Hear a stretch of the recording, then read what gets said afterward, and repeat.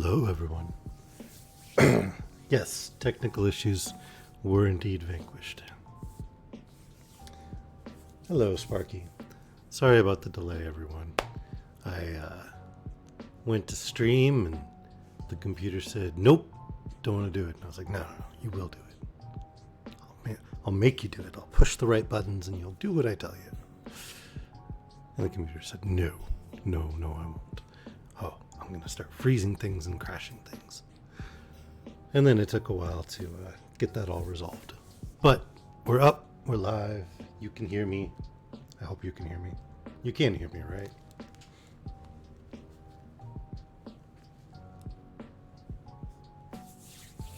No, you can't hear me? Uh-oh. That's odd. I can hear me. I think you're messing with me.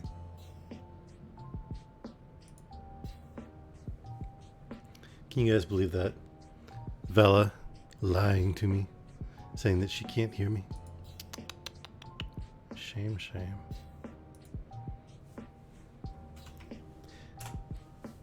In any case, last week we finished the Hour of the Dragon, and Conan defeated, with some help, the dark sorcerer Xaltotun, and returned the heart of Ahriman to the Temple of Mitra.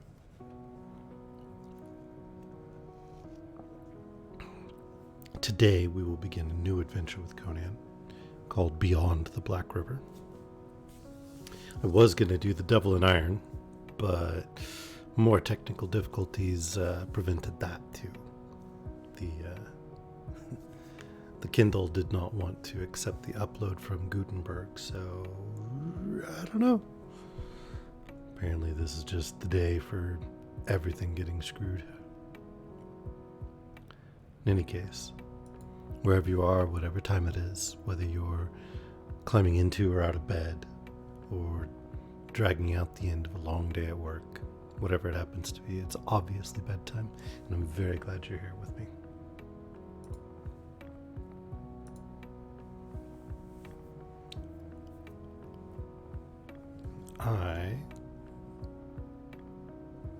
I could put what in my computer? I'm going to pour the tea and read a little Baudelaire, and then we will get started.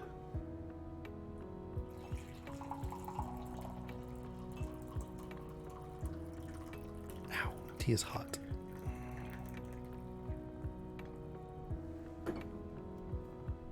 No, tea does not go on computers. That would be awful. Let's not do that at all.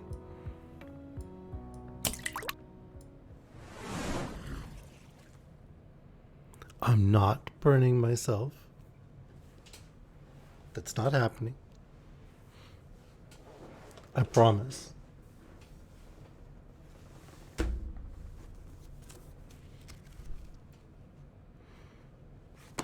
By the way, been looking at different things to read. What would you guys think of like some Aesop or Grimm's fairy tales? Would that be something you'd like to hear?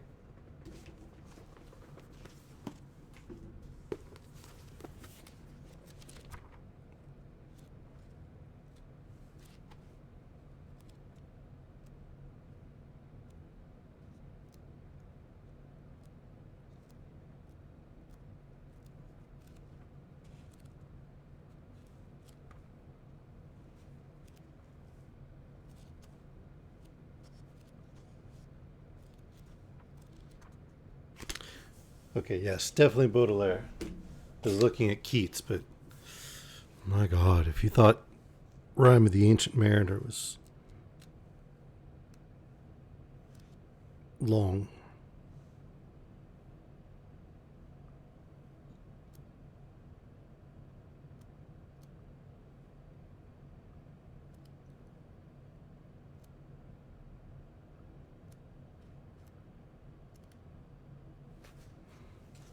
All right.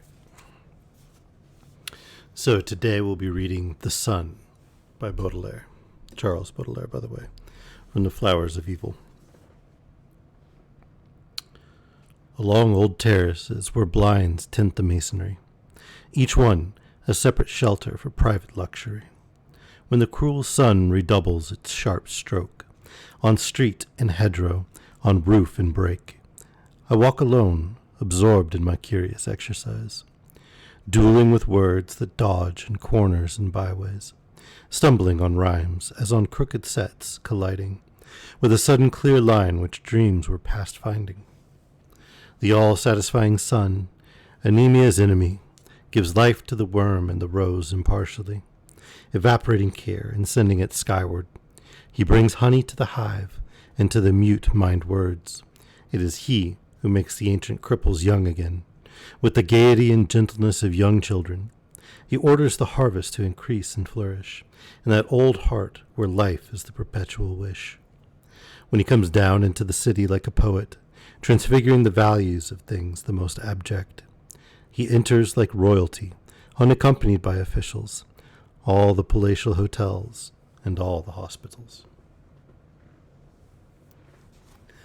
Not all of Keats is long, but yeah, all of it that I was just looking at, very long. Especially compared to some of Baudelaire's, which are only a few stanzas.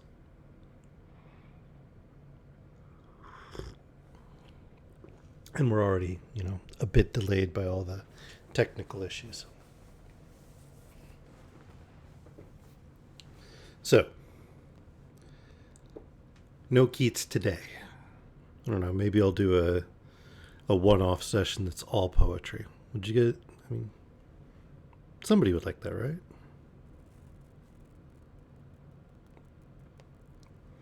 But we are going to read Beyond the Black River.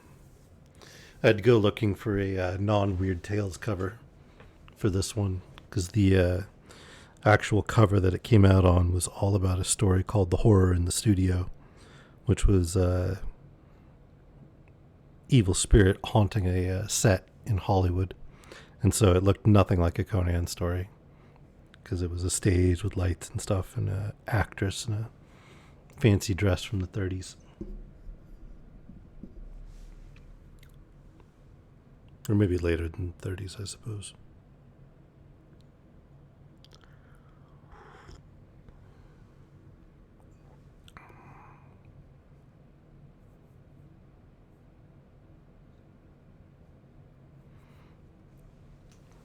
This is actually a slightly newer one than the others, because it was published after 1921, but the copyright on it was not renewed. So it became public domain, I think, in the 50s, rather than getting renewed and us having to wait another 14 years to be able to read it. Copyright law has gotten a bit ridiculous in some countries. Not pointing any figures, fella.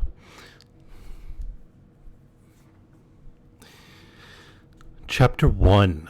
Conan loses his axe. The stillness of the forest trail was so primeval that the tread of a soft-booted foot was a startling disturbance. At least it seemed so to the ears of the wayfarer, though he was moving along the path with the caution that must be practiced by any man who ventures beyond Thunder River. He was a young man of medium height, with an open countenance and a mop of tousled, tawny hair unconfined by cap or helmet. His garb was common enough for that country. A coarse tunic, belted at the waist, short leather breeches beneath, and a soft buckskin boots that came short of the knee. A knife hilt jutted from one boot top. The broad leather belt supported a short, heavy sword and a buckskin pouch. There was no perturbation in the wide eyes that scanned the green walls which fringed the trail. Though not tall, he was well built, and the arms that the short, wide sleeves of the tunic left bare were thick with corded muscle. He tramped imperturbably along, although the last settler's cabin lay miles behind him, and each step was carrying him near the grim peril that hung like a brooding shadow over the ancient forest.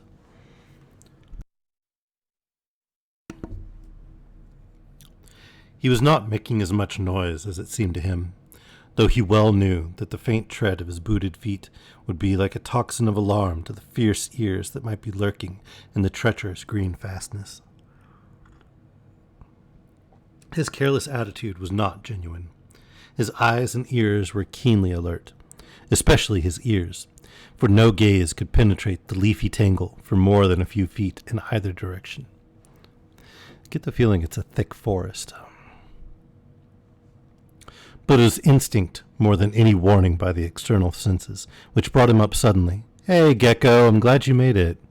Sorry I was delayed. I had terrible technical issues today. Everything was crashing and freezing and locking up, and the reboot took a while. Then I had to reset everything up again. But I'm glad you're here."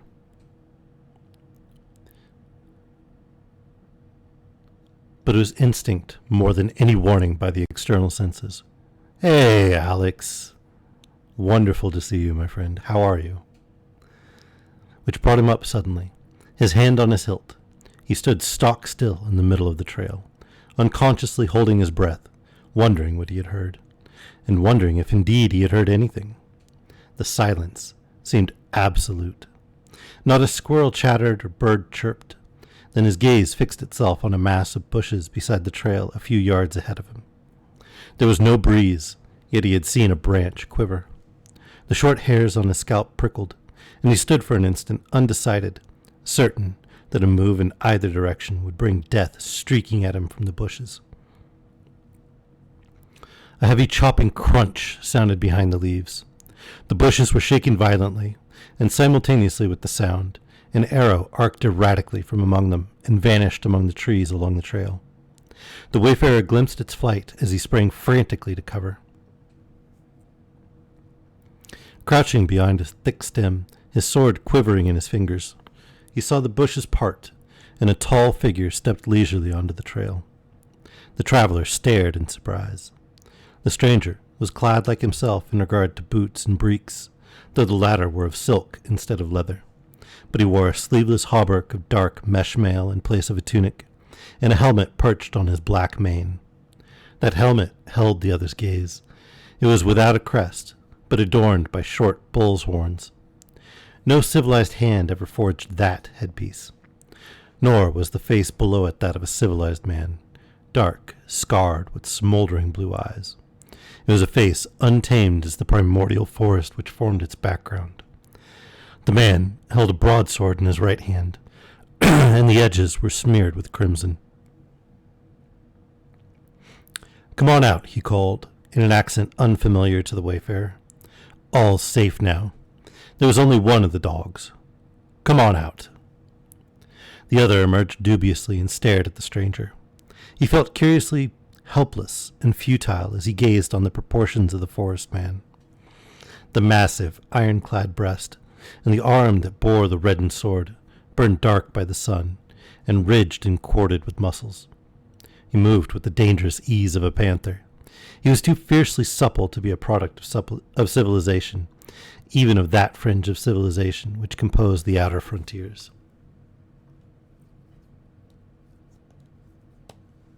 Sorry, putting on a little more chapstick.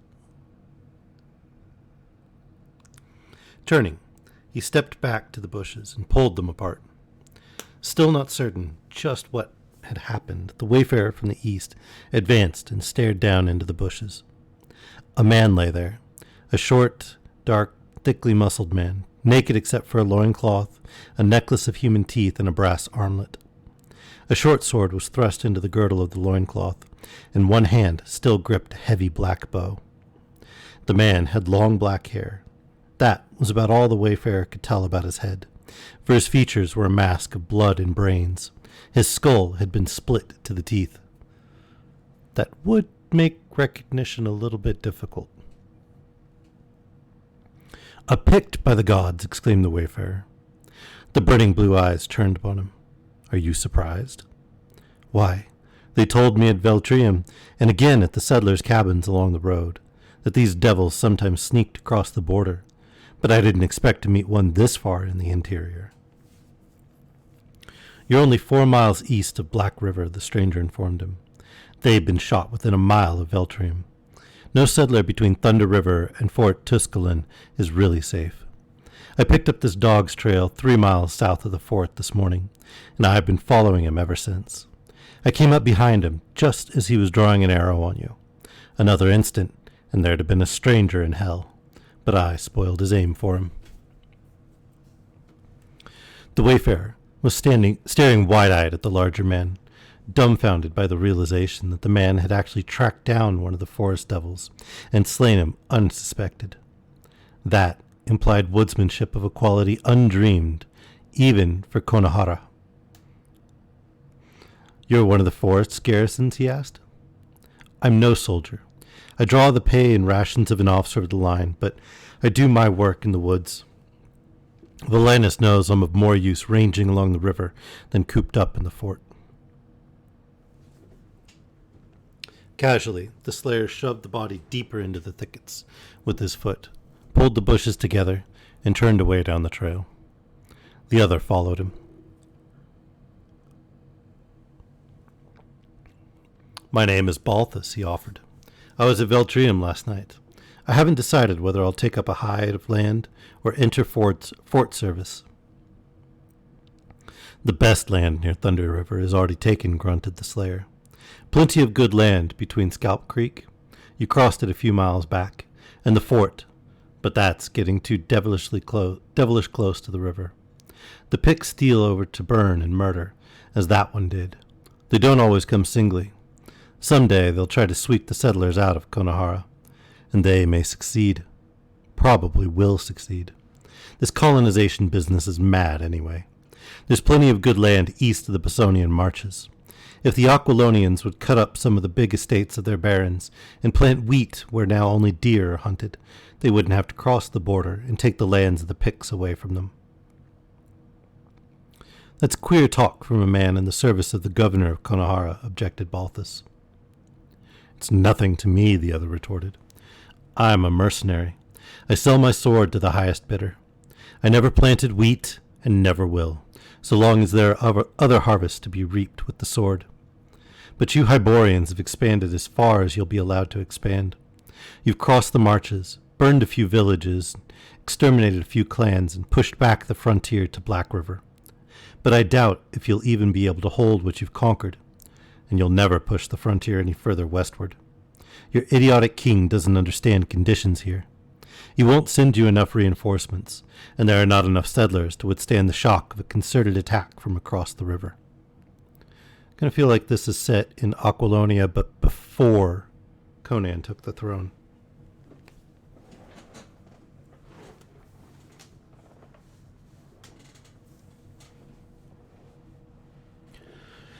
"But the Picts are divided into small clans," persisted Balthus. "They'll never unite. We can whip any single clan." "Or any 3 or 4 clans," admitted the slayer. "But someday a man will rise and unite 30 or 40 clans, just as was done among the Cimmerians when the Gundermen tried to push the border northward years ago. They tried to colonize the southern marches of Cimmeria, destroyed a few small clans, built a fort town. Venarium. You've heard the tale." "So I have indeed," replied Balthus, wincing. The memory of that red disaster was a black blot in the chronicles of a proud and warlike people. "My uncle was at Venarium when the Cimmerians swarmed over the walls. He was one of the few who escaped that slaughter. I've heard him tell the tale many a time. The barbarians swept out of the hills in a ravening horde, without warning, and stormed Venarium with such fury none could stand before them. Men, women, and children were butchered. Venarium was reduced to a mass of charred ruins, as it is to this day. The Aquilonians were driven back across the marches, and have never since tried to colonize the Cimmerian country." "But you speak of Venarium familiarly. Perhaps you were there." "I was," grunted the other. "I was one of the horde that swarmed over the hills. I hadn't yet seen 15 snows, but already my name was repeated about the council fires." Balthus involuntarily recoiled, staring. It seemed incredible that the man walking tranquilly at his side should have been one of those screeching, blood-mad devils that had poured over the walls of Venarium on that long-gone day to make her streets run crimson. Then you too are a barbarian, he exclaimed involuntarily. The other nodded, without taking offense. I am Conan, a Cimmerian. I've heard of you. Fresh interest quickened Balthus' gaze. No wonder the Pict had fallen victim to his own sort of subtlety. The Cimmerians were barbarians as ferocious as the Picts, and much more intelligent. Evidently, Conan had spent much time among civilized men, though that contact had obviously not softened him, nor weakened any of his primitive instincts. Balthus' apprehension turned to admiration as he marked the easy cat-like stride, the effortless silence with which the Cimmerian moved along the trail. The oiled links of his armor did not clink, and Balthus knew Conan could glide through the deepest thicket or most tangled copse as noiselessly as any naked Pict that ever lived. I also get the feeling that the author doesn't think much of civilization, or at least dreams of being the barbaric Northman like Conan. You're not a Gunderman, is more assertion than question. Balthus shook his head. I'm from the Tauren. I've seen good woodsmen from the Tauren, but the Bosonians have sheltered you Aquilonians from the outer wilderness for too many centuries. You need hardening. That was true. The Bosonian marches, with their fortified villages filled with determined bowmen, had long served Aquilonia as a buffer against the outlying barbarians. Now, among the settlers beyond Thunder River, there was growing up a breed of forestmen capable of meeting the barbarians at their own game, but their numbers were still scanty. Most of the frontiersmen were like Balthus, more of the settler than the woodsman type. The sun had not set, but it was no longer in sight, hidden as it was behind the dense forest wall. The shadows were lengthening, deepening back in the woods as the companions strode on down the trail. It will be dark before we reach the fort, commented Conan casually. Then, listen. He stopped short, half crouching, sword ready, transformed into a savage figure of suspicion and menace, poised to spring and rend. Balthus had heard it too. A wild scream that broke at its highest note. It was the cry of a man in dire fear or agony. I don't know. It doesn't sound like he's wearing a girdle right now, but I can't really imagine him trying to gather a horde in the hills to conquer his own kingdom after he had gotten a kingdom. So I'm thinking this is probably after the girdles, but before fighting Xaltotun. I'm not actually sure, though. It doesn't really specify, so if anybody feels like looking up that information and posting it, that'd be kind of neat. Conan was off in an instant, racing down the trail, each stride widening the distance between him and his straining companion. Balthus puffed a curse. Among the settlements of the Tauren, he was accounted a good runner, but Conan was leaving him behind with maddening ease. Then Balthus forgot his exasperation, as his ears were outraged by the most frightful cry he had ever heard. It was not human, this one. It was a demoniacal caterwauling of hideous triumph that seemed to exult over fallen humanity and find echo in black gulfs beyond human ken.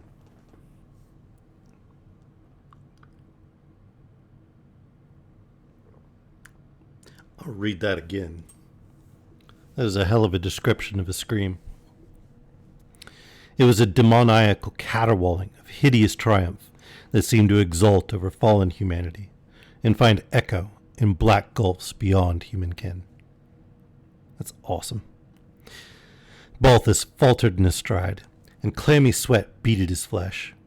But Conan did not hesitate. He darted around the bend in the trail and disappeared, and Balthus, panicky at fighting himself alone with that awful scream still shuddering through the forest in grisly echoes, put on an extra burst of speed and plunged after him. The Aquilonian slid to a stumbling halt, almost colliding with the Cimmerian, who stood in the trail over a crumpled body. But Conan was not looking at the corpse which lay there in the crimson-soaked dust. He was glaring into the deep woods on either side of the trail.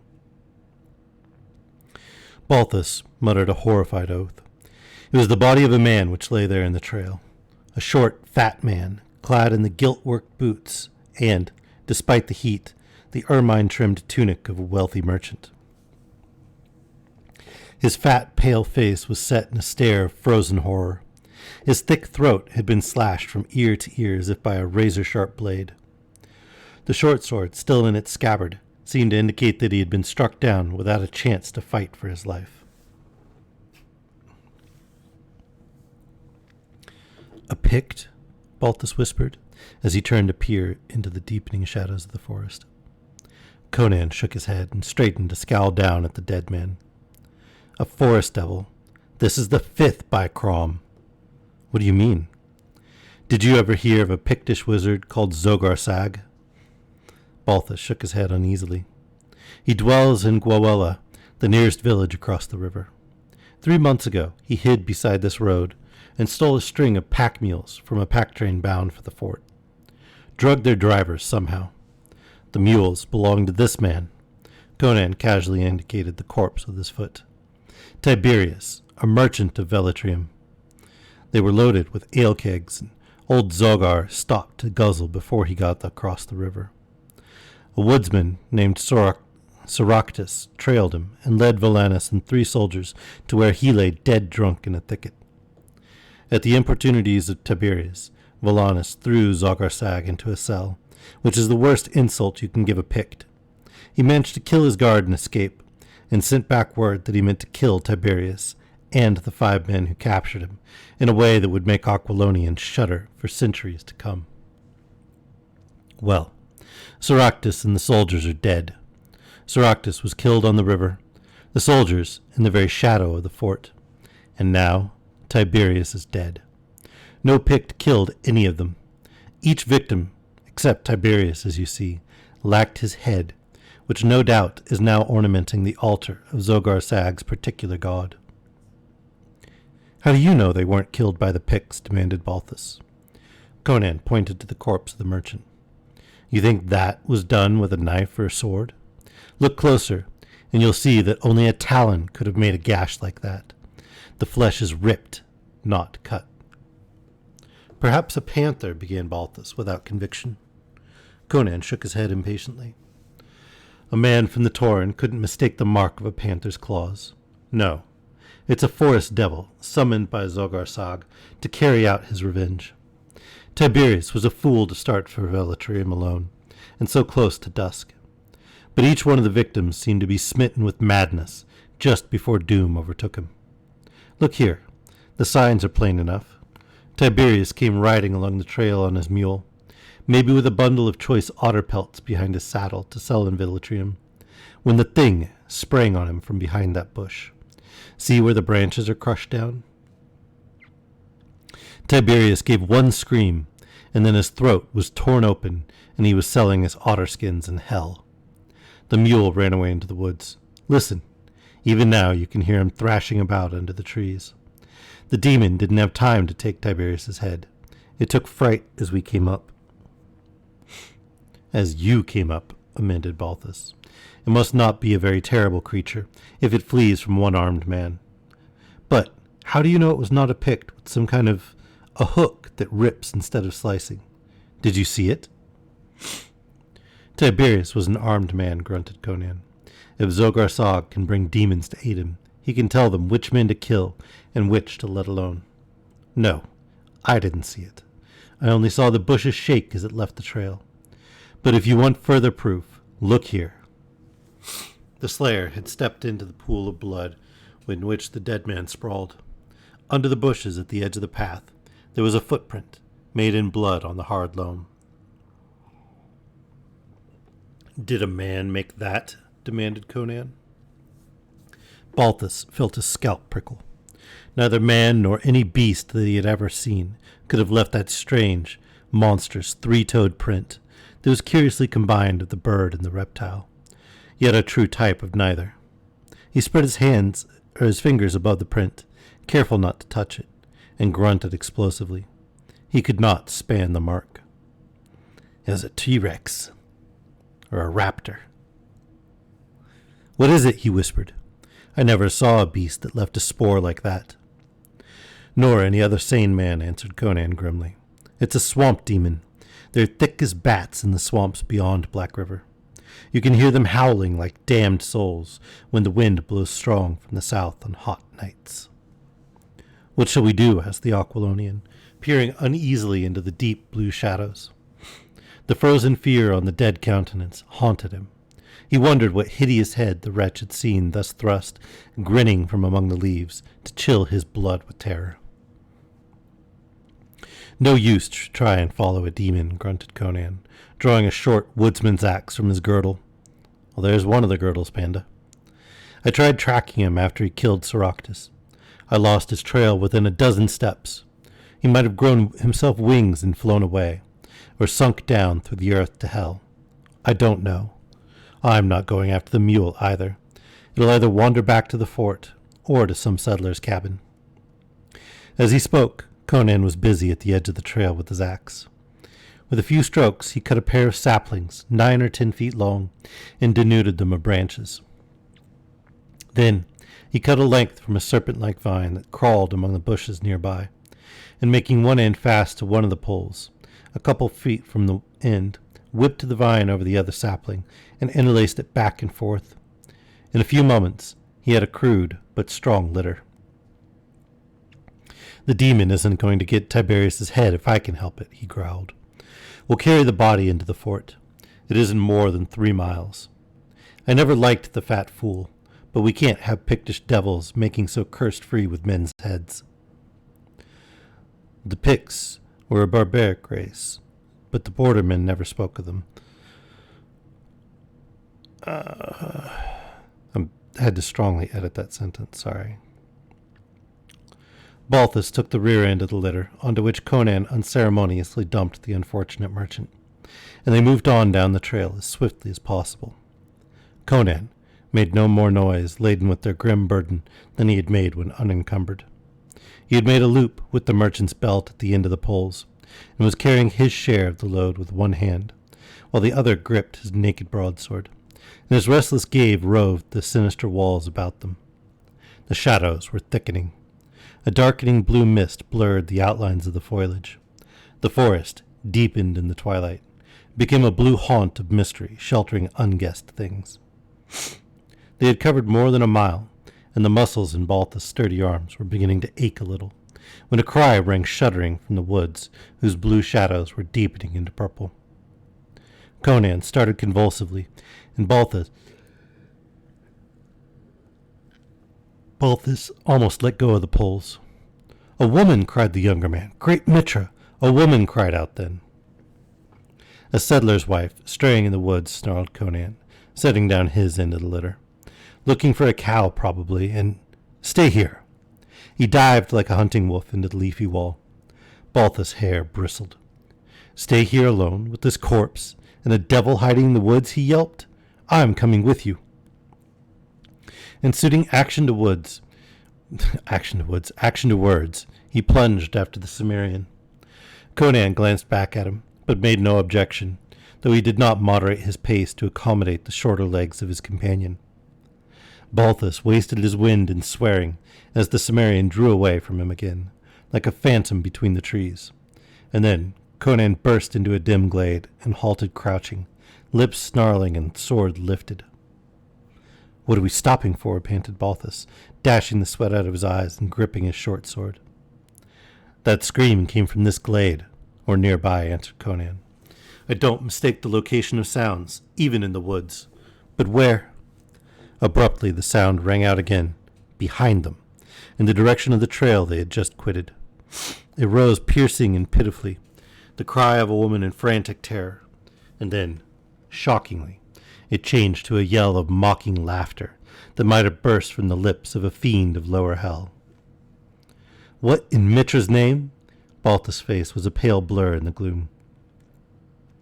With a scorching oath, Conan wheeled and dashed back the way he had come, and the Aquilonian stumbled bewilderedly after him. He blundered into the Cimmerian as the latter stopped dead, and rebounded from his brawny shoulders as though from an iron statue. Gasping from the impact, he heard Conan's breath hiss through his teeth. The Cimmerian seemed frozen in his tracks. Looking over his shoulder, Balthus felt his hair stand up stiffly. Something was moving through the deep bushes that fringed the trail. Something that neither walked nor flew, but seemed to glide like a serpent. But it was not a serpent. Its outlines were indistinct, but it was taller than a man and not very bulky. It gave off a glimmer of weird light, like a faint blue flame. Indeed, the eerie fire was the only tangible thing about it. It might have been an embodied flame moving with reason and purpose through the blackening woods. Conan snarled a savage curse and hurled his axe with ferocious will. But the thing glided on without altering its course. Indeed, it was only a few instants' fleeting glimpse they had had of it, a tall, shadowy thing of misty flame floating through the thickets. Then it was gone, and the forest crouched in breathless stillness. With a snarl, Conan plunged through the intervening foliage and into the trail. His profanity, as Balthus floundered in after him, was lurid and impassioned. The Cimmerian was standing over the litter on which lay the body of Tiberius, and that body no longer possessed a head. "Tricked us with its damnable caterwauling," raved Conan, swinging his great sword about his head in his wrath. "I might have known. I might have guessed a trick. Now there will be 5 heads to decorate Zogar's altar." "But what thing is it that can cry like a woman and laugh like a devil and shines like witch-fire as it glides through the trees?" gasped Balthus, mopping the sweat from his pale face. "A swamp devil," responded Conan morosely. "Grab those poles. We'll take in the body anyway. At least our load's a bit lighter." Savage. Beep boop. Why did beep boop? With which grim philosophy he gripped the leathery loop and stalked down the trail. Chapter 2. The Wizard of Gwalwella. Fort Tusculum stood on the eastern bank of Black River, the tides of which washed the foot of the stockade. The latter was of logs, as were all the buildings within, including the donjon, to dignify it by that appellation, in which were the governor's quarters, overlooking the stockade and the Sullen River. Beyond that river lay a huge forest, which approached jungle-like density along the spongy shores, just because, okay. Men paced the runways along the log parapet day and night, watching that dense green wall. Seldom a menacing figure appeared, but the sentries knew that they too were watched, fiercely, hungrily, with the mercilessness of ancient hate. The forest beyond the river might seem desolate and vacant of life to the ignorant eye, but life teemed there, not alone of bird and beast and reptile, but also of men, the fiercest of all the hunting beasts. There at the fort, civilization ended. Fort Tusculum was the last outpost of a civilized world. It represented the westernmost thrust of the dominant Iborian races. Beyond the river, the primitives still reigned in shadowy forests, brush-thatched huts where hung the grinning skulls of men, and mud-walled enclosures where fires flickered and drums rumbled, and spears were whetted in the hands of dark, silent men with tangled black hair and the eyes of serpents. Those eyes often glared through the bushes at the fort across the river. Once, men had built their huts where the fort stood. Yes, and their huts had risen where now stood the fields and log cabins of the settlers, back beyond Velitrium, that raw, turbulent frontier town on the banks of Thunder River, to the shores of that other river that bounds the Bessonian marches. Traders had come, and priests of Mitra who walked with bare feet and empty hands, and died horribly, most of them. But soldiers had followed, and men with axes in their hands, and women and children in ox-drawn wains. Back to Thunder River, and still back, beyond Black River, the natives had been pushed, with slaughter and massacre. But the people did not forget that once Konohara had been theirs. Sounds like a familiar story of conquest and expansion.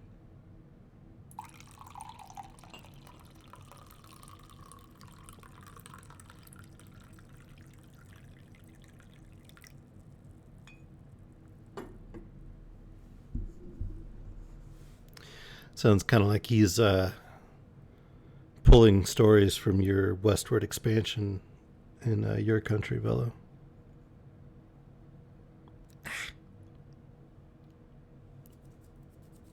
Sorry, I was about to take a drink of tea and noticed that Kana had made a contribution to my tea. It was a contribution. Guess she was trying to flavor it, give it some fiber or something. But I do not want the puppy hairs in my tea. The guard inside the eastern gate bawled a challenge. Through a barred aperture, torchlight flickered, glinting on a steel headpiece and suspicious eyes beneath it. Open the gate, snorted Conan. You see its eye, don't you? Free flossing? No. No flossing with puppy hairs. Also, have you ever gotten a puppy hair on the back of your throat? It's awful.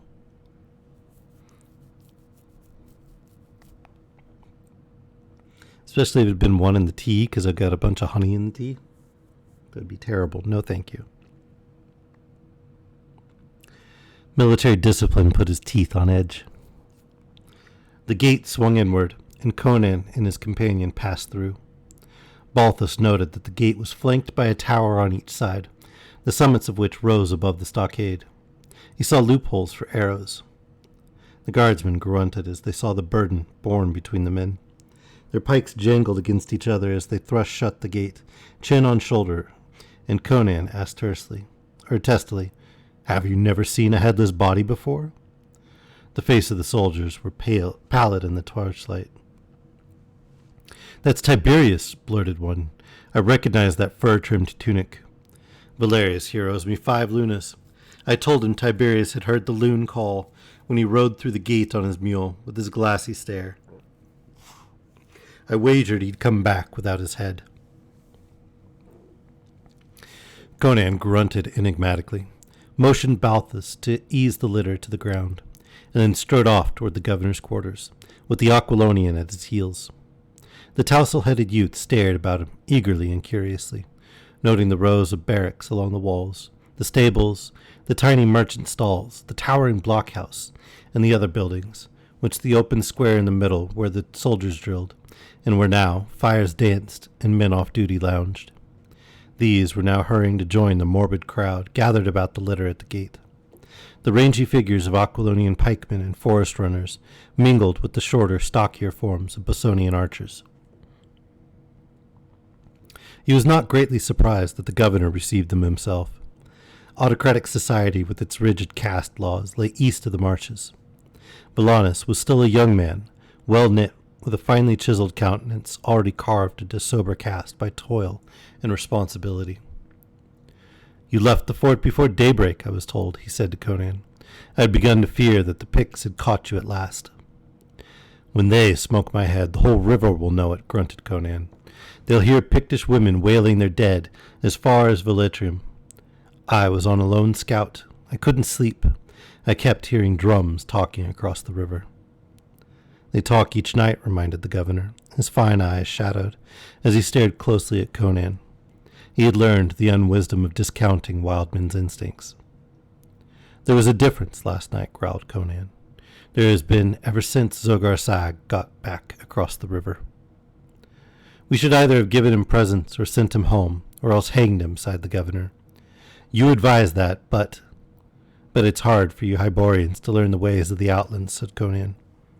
"Well, it can't be helped now, but there will be no peace on the border so long as Zogar lives and remembers the cell he sweated in. I was following a warrior who slipped over to put a few notches on his bow. After I split his head, I fell in with this lad, whose name is Balthus, and who's come from the Tauren to help hold the frontier."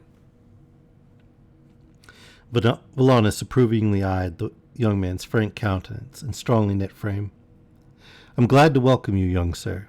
I wish more of your people would come. We need men used to forest life. Many of our soldiers and some of our settlers are from the eastern provinces and know nothing of woodcraft, or even of agricultural life." "Not many of that breed this side of Velitrium," grunted Conan. "That town's full of them, though. But listen, Volanus, we found Tiberius dead on the trail." And in a few words he related the grisly affair. Volanus paled. I did not know he had left the fort. He must have been mad. He was, answered Conan. Like the other four, each one, when his time came, went mad and rushed into the woods to meet his death, like a hare running down the throat of a python. Something called to them from the deeps of the forest, something the men call a loon, for lack of a better name, but only the doomed ones could hear it. Zogar Sag had made a magic that Aquilonian civilization can't overcome. To this thrust Volanus made no reply. He wiped his brow with a shaky hand. Do the soldiers know of this? We left the body by the eastern gate. You should have concealed the fact, hidden the corpse somewhere in the woods. The soldiers are nervous enough already. They'd have found it out some way. If I'd hidden the body, it would have been returned to the fort as the corpse of Soractus was, tied up outside the gate for the men to find in the morning. Volanus shuddered. Turning, he walked over to a casement and stared silently out over the river, black and shiny under the glint of the stars. Beyond the river, the jungle rose like an ebony wall. The distant screech of a panther broke the stillness. The night pressed in, blurring the sounds of the soldiers outside the blockhouse, dimming the fires. A wind whispered through the black branches, rippling the dusky water. On its wings came a low, rhythmic pulsing, sinister as the pad of a leopard's foot.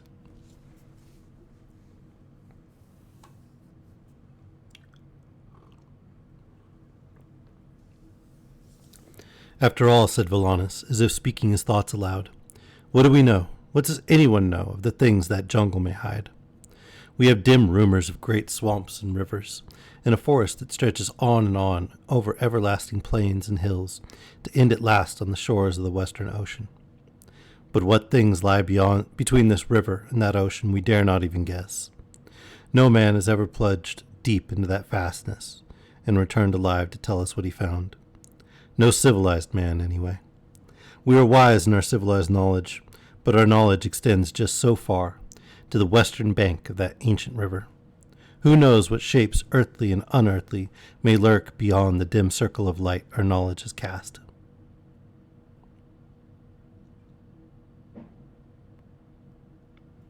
Oops. I may have bumped it and turned like 6 pages.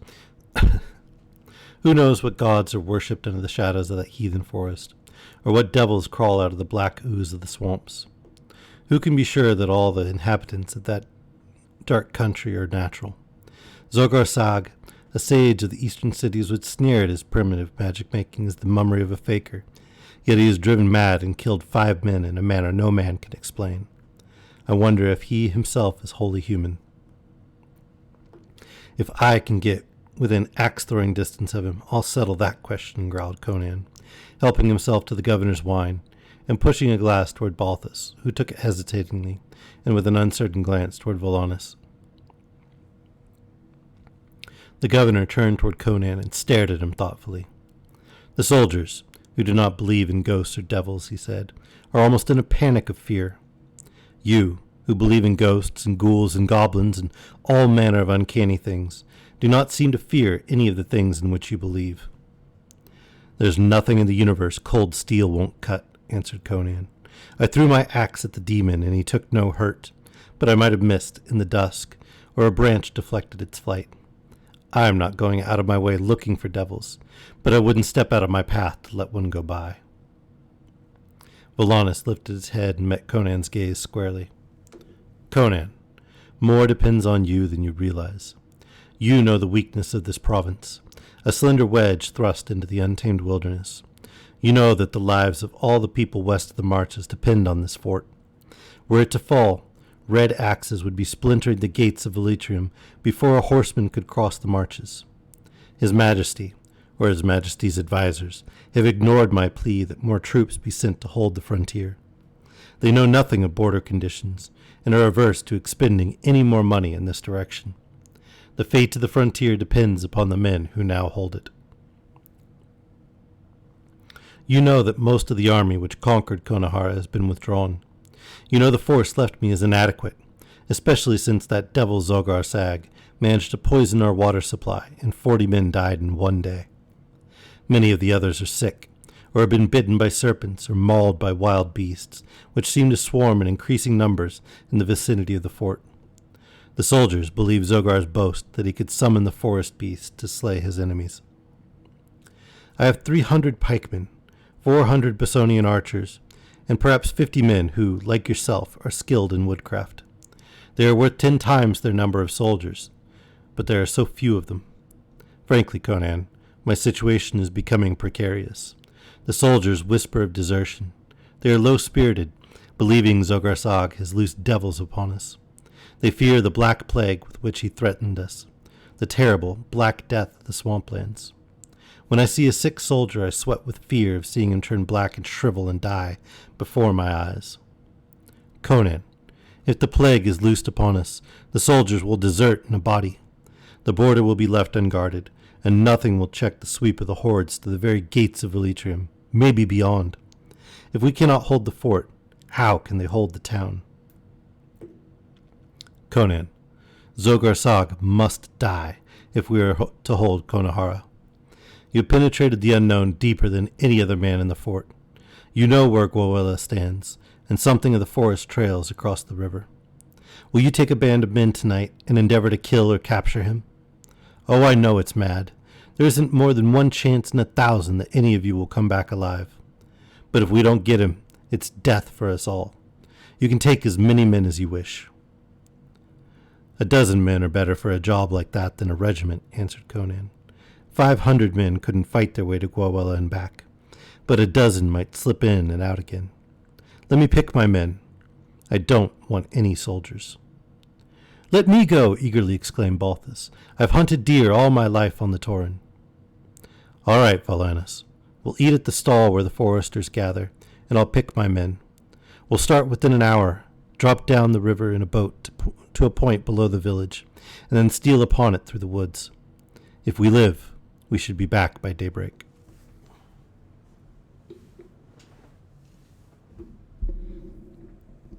All right. And I am going to stop a bit early today, so rather than intermission, I think we'll just close it there. I'm actually really tired.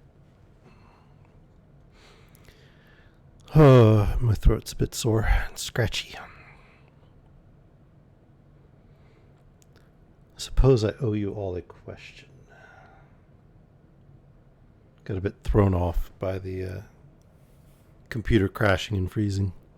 Don't actually remember the question I was going to ask. Let me think about it a minute.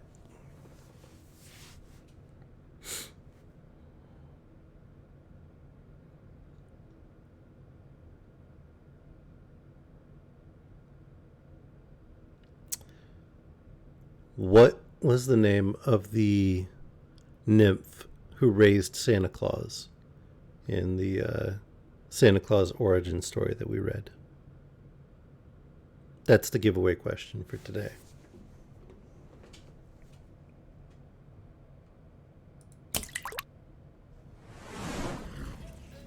Let me put that in the Discord real quick too. By the way, I did actually add the giveaway questions channel.